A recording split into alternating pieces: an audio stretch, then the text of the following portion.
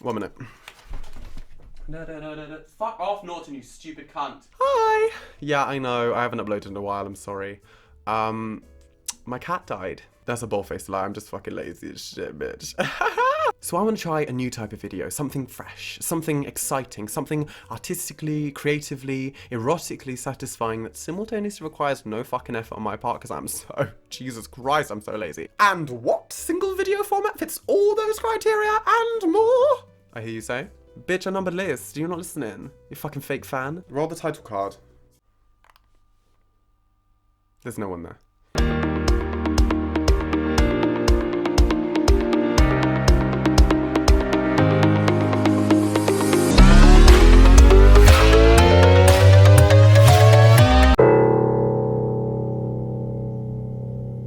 I have worked a lot of retail in my life. I have volunteered, I've worked charity shops, I've worked fashion, home retail, and as you work, you amass more and more reasons to just fucking hate life until that mass, that heavy lump of exhaustion that just kind of sits here below the lymph nodes, starts to poison you. It floods your body with this thick, black, gooey hatred for absolutely everything in your fucking miserable life. And for what? Why do we do it? Why do we do it? Why do we subject ourselves to this late-stage capitalist nightmare? Well, I do it because it gives me ideas for a YouTube video.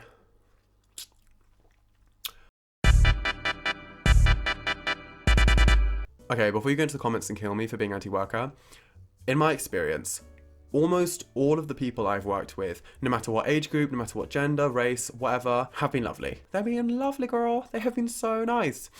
The struggle is real. They know it. I know it. You'll see me talking shit about retail workers. But I have had a few choice experiences with that 0.01% of people that are, how shall we say, problematic.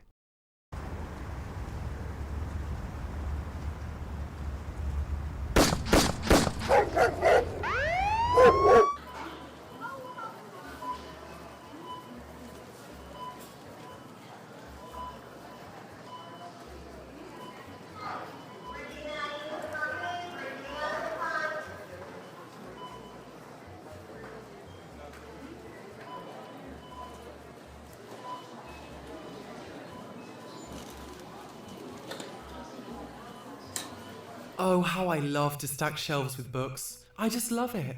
I love books almost as much as I love cock. Oh my god! What is that?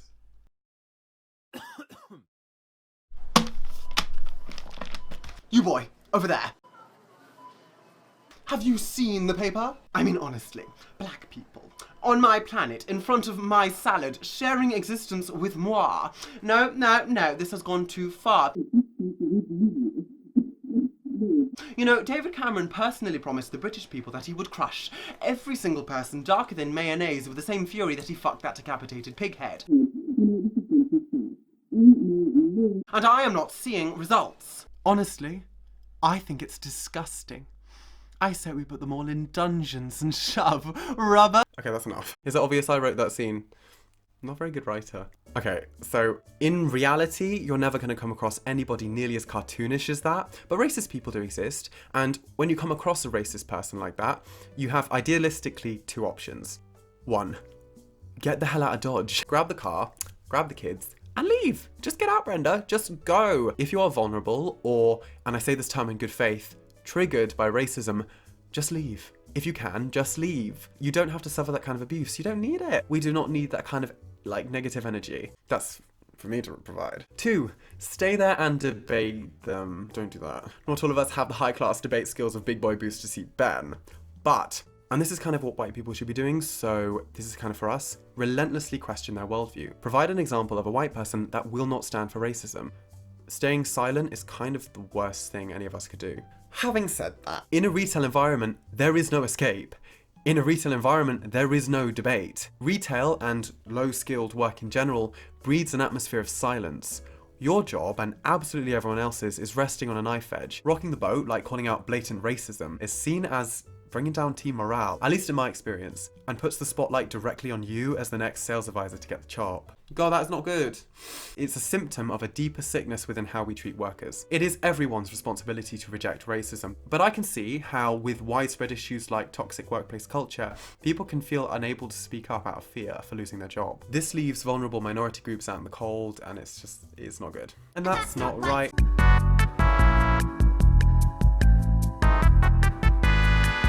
I love customers. I love people. I love human beings. Saccharine expression. 99% of the customers I've come across have been nothing but lovely. Yeah, I can't pretend. I don't really like customers very much. Being real for a moment. Can I be real? Can I be real? It's not fair to hate customers. I mean, everybody needs to shop. Like, everybody needs to buy things. I don't blame you. If you're a customer, I will stay professional. I will help you. I will have a chat. I'm a lovely person, but I can't guarantee I won't fantasize about your death.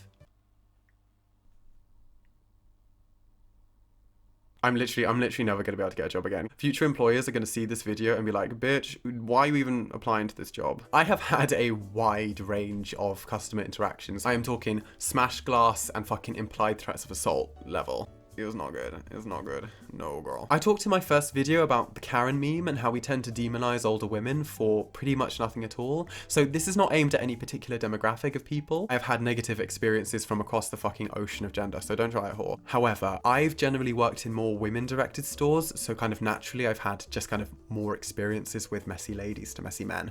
It's no statement about gender, but it just happens to be for me. Here we go.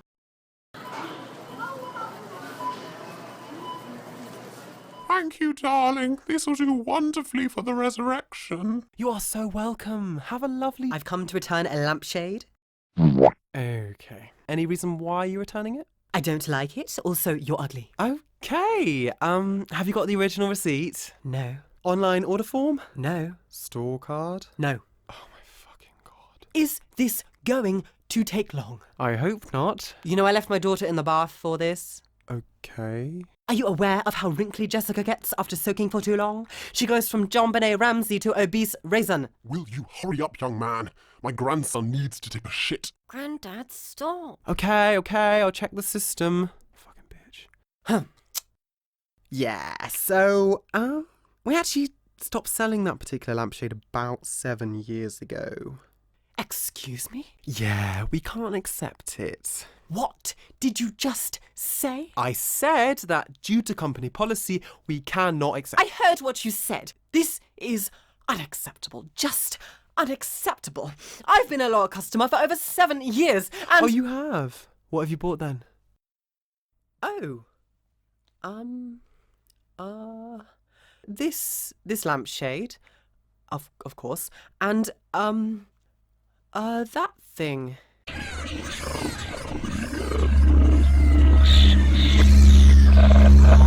Yeah, we don't sell that. Are you calling me a liar? Yeah, I am. Well, you're a dirty cunt. Wow.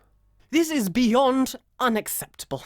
I don't think I've been treated so terribly in my entire life. You should be disciplined. No. Fired for the way you've spoken to me today. Accusing me of lying?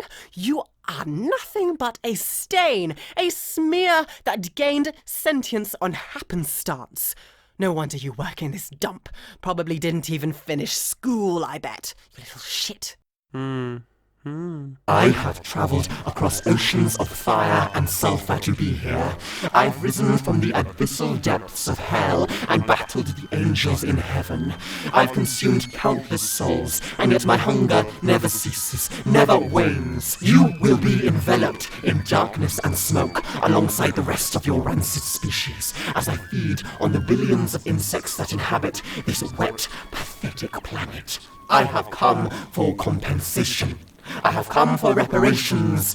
I have come for the affordable but high-quality satin sheets. And I have come to return this fucking lampshade. Yeah, unfortunately the register's completely automated, so I can't do a return for you today, sorry. I will destroy you! That took a turn. Yeah, the way I remember that might not be 100% accurate. The reason why interactions like this occur, the reason why people feel like they can talk to you this way, is that retail breaks down the normal social barriers that a person will have when deciding how to speak to you. Retail naturally depersons a worker. Consumers can begin to think of an employee as less and less of a human being with emotions and thoughts, and more of like an annoying, thoughtless barrier to just whatever the fuck they want. It's in a similar vein to when certain gamers get overly entitled and aggressive at developers who just want to unionize. They're big fat meanies who just want to stall development on my next Sims 5 Battle Royale. Not really a gamer. Ooh. You're paid to be here, therefore I own you, and can treat you however I fucking please, you worthless smear. Normally that kind of dom energy really gets me off, but when you're saying it in the kids section, it's kind of hard to come. But I always come in the end. Sticky. This is taking a turn.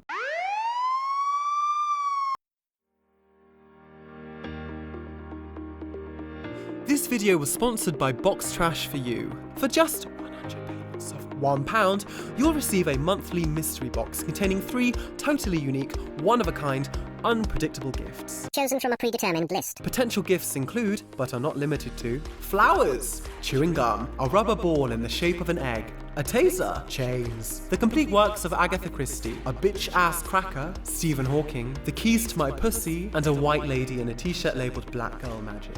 Oh, would you look at that? First box comes free? I wonder what's inside. Oh, fabulous. Just what I've always wanted. Donate to my Patreon or I'll kill you.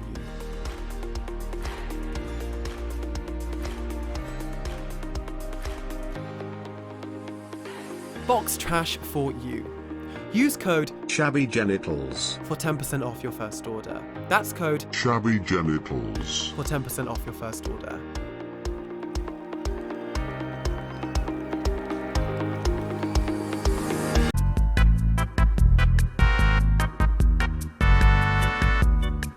I've been tiptoeing around it a little bit, but enough's enough. Companies take the value of your labour and call it profit. Labour, or work, produces something we need. This could be something physical, like a car for instance, or it could be something less tangible, like a table service or customer interaction. That labour is worth money, but in order for a company to make profit, a portion of the money that you have produced needs to go to shareholders. This is fundamentally unjust, as shareholders and those who own the means of production have done very little work to actually produce that worth. They just own things, like a clothes store for example. Rent out that store to the people actually selling the clothes or making the clothes or whatever, pay the sales workers a tiny salary in comparison to the actual work that they've done, and then have the audacity to take the fucking rest as profit. This is oversimplifying, but I think you get the point. Mama, I don't care if you're picking a turd off the floor in Asda. If you are working, you are not being paid the full value of your labour. And that's some true tea. You know, it's really comforting going to bed each night knowing that no matter how hard you work, no matter how much you slave under homophobic lighting, no matter how many times the word Storm Mastercard invades your fucking nightmares, and no matter how many customers wheeze their fetid breath directly into your eyeballs, the majority of the worth you have produced in that day is worthless and meaningless and will go directly to the company as profit. Great! I love slavery. See, that's the slavery nipple. Woo. Am I done yet? Am I done with this fucking shitty ass script? I mean, I don't know, we live in a society. So that's it. Nothing else left to say. I thought I'd be talking for far longer, but honestly, I'm just not that interesting. What have we learned today? Retail is shit, seize the means of production, burn all of society to the ground to lay the foundations of a new utopia. Oh, and don't forget to stay hydrated. We don't want you shriveling up like a prune. If you enjoyed this video, please like and subscribe, and if you don't hit the bell button, I will kill myself. If you've ever had a funny experience in retail, whether it's a crazy customer or a racist coworker, please tell me absolutely everything about it in the comment section below. I don't read comments, and I will not reply, but it will artificially increase this video's engagement. That is a slavery nipple.